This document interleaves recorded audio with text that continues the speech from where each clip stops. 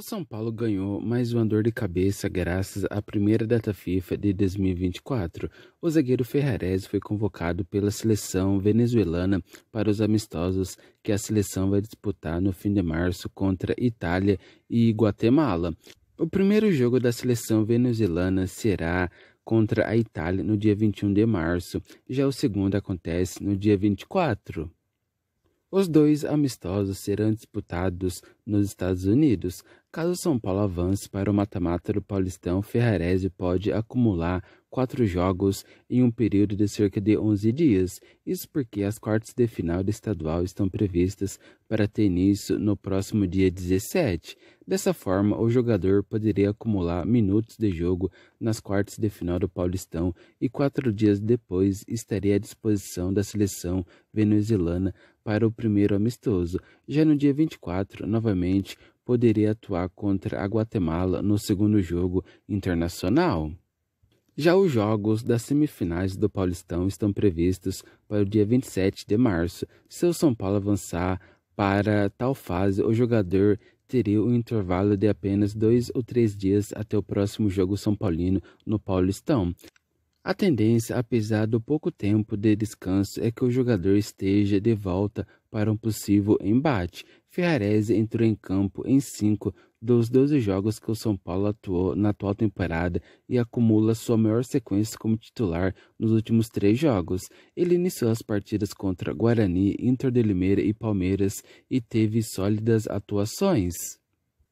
Vale destacar que Ferrarese não é o único jogador do São Paulo convocado por sua seleção para a data FIFA. O volante Pablo Maia e o goleiro Rafael foram convocados por Dorival Júnior para representar a seleção brasileira.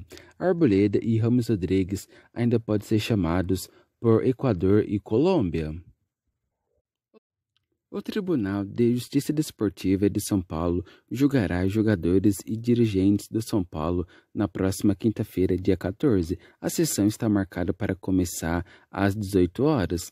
Rafinha, Wellington Rato e Caleri foram denunciados por ofender a equipe de arbitragem depois da partida contra o Palmeiras no último domingo no Morumbi.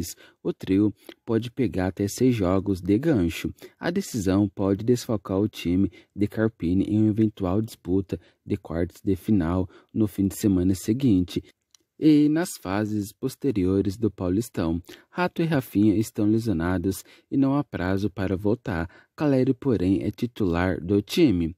Primeiro, porém, o São Paulo precisa se classificar. O time lidera o grupo D e precisa vencer o Ituano no domingo, na última rodada, para avançar.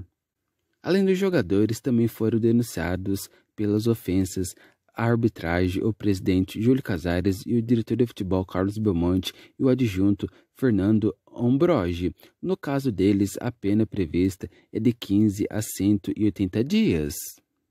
Belmonte ainda foi denunciado por ter xingado o técnico do Palmeiras, Abel Ferreira, com pena de 15 a 90 dias. Se o diretor for condenado pelos 2 artigos, há entendimento de que as penas possam ser somadas, o que levaria um período máximo de sessão de 270 dias. Galopo perdeu espaço no São Paulo. Antes visto como uma peça importante do elenco, o argentino ficou de fora dos últimos jogos e chegou a não ser relacionado. Vindo de uma grave lesão no joelho, o jogador participou das 8 primeiras partidas do São Paulo na atual temporada, seja como titular ou vindo do banco de reservas. O último deles foi o clássico contra o Santos no Morumbi, na derrota por 1-0.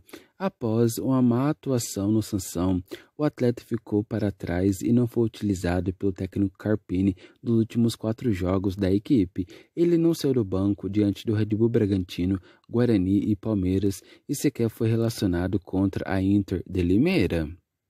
Um dos motivos que levou a não viajar com o grupo foi o limite de estrangeiros no estadual, com a volta de Rames ao elenco e a possibilidade de levar só 7 jogadores nascidos fora do país por jogo. O argentino acabou sendo preterido. Apesar de não aparecer aos últimos jogos, Galopo não deve ser escanteado no São Paulo. Versátil, ele pode jogar em mais de uma função, característica apreciada pelo técnico Carpini.